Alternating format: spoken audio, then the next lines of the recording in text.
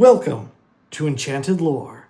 Last week, we talked about drawing inspiration from the world around you to create interesting creatures or adventures or stories.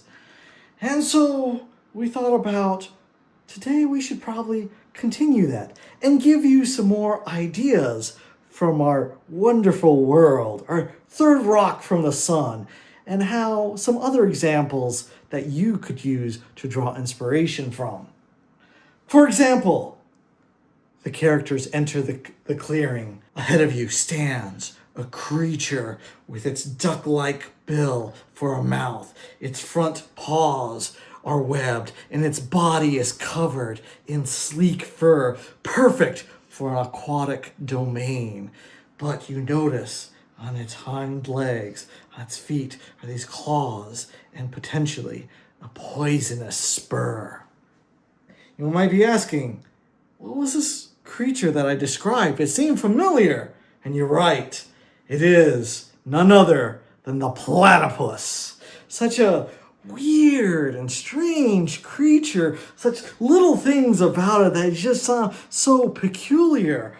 Right? And that's something, right? Like, you could take this idea of seeing such a creature like that. And you know what comes to my mind is none other than a chimera. Creating and having where this creature or this monster that's kind of this hodgepodge of different characteristics of different animals, yet it seems to function perfectly with all these aspects, giving it an advantage. And so I think maybe you could draw inspiration from that and when creating your own monster or chimera. Another one that we came across that I always thought was very interesting, and that's in Turkmenistan. And that's where they have this crater that was leaking methane, and they lit it up many decades ago, and it's burning, and it continues to burn, and it's been nicknamed the gates of hell. And when you see the image of it, it very much fits this description of this hole, this crater that just has all these fires just burning in it, And so when you look at it, you're like, yeah, I could be peering into the, a layer of the abyss, or perhaps this is where something happened, some magics went wrong, or some spell, and here's where demons are able to come forth and attack the land. And so now the adventurers have to think of a solution on how to seal it off, or, some other sort of method, or perhaps, worst case scenario, they get pulled into it.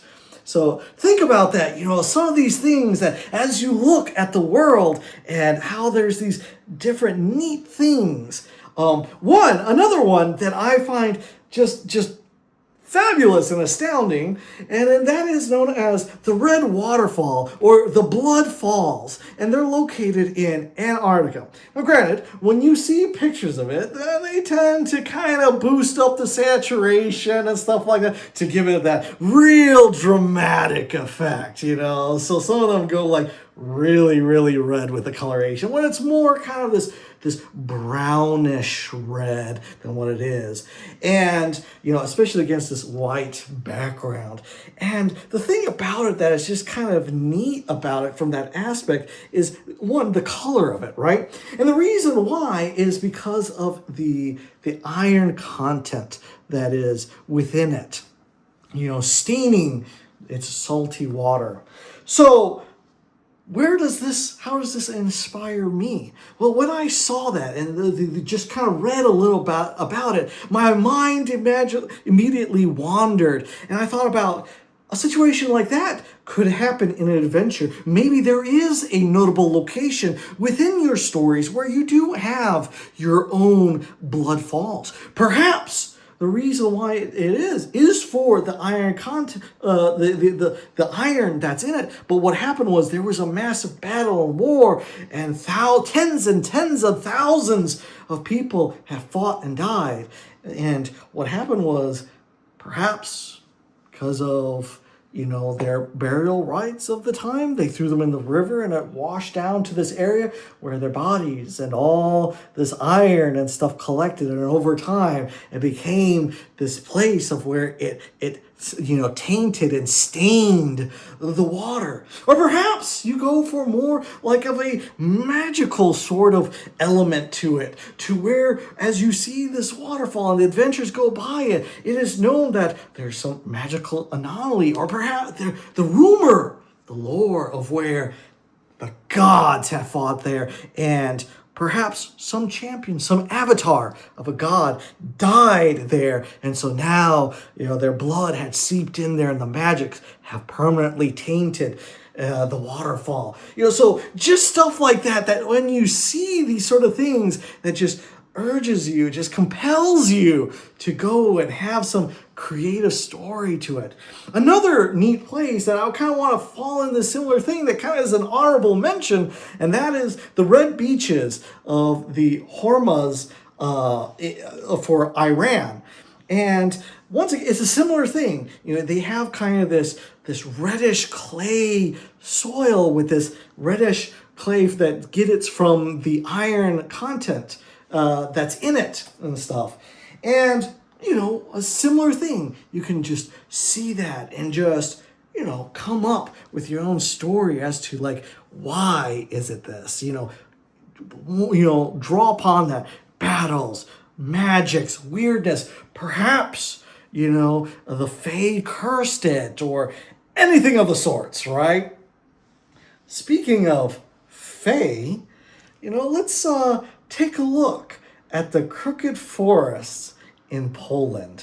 And there's these forests in which these trees have grown to be all bent and crooked and pointing northward. It's such a weird and mysterious thing. They don't have as far as I know, a true answer as to why these several acres the trees grow like that. There's some believe that they were planted and forced to grow like that back before before the world wars. Others say it could have been the environment, but it's so peculiar. And so I think that you should see that and draw inspiration. Is this the workings of a Fae trying to be mischievous? Or perhaps it is a warning sign of that, hey, you've entered into the domain of a hag or a witch. And so there's foul things, that are about to happen. So, long story short, I hope these are some things that can help give you inspiration, ignite your imagination for either your next adventure, for maybe your own creative writing, or perhaps some other art piece. And just, take a moment to appreciate some of the amazing and peculiar things within our world. So that's it for today. Thank you for watching.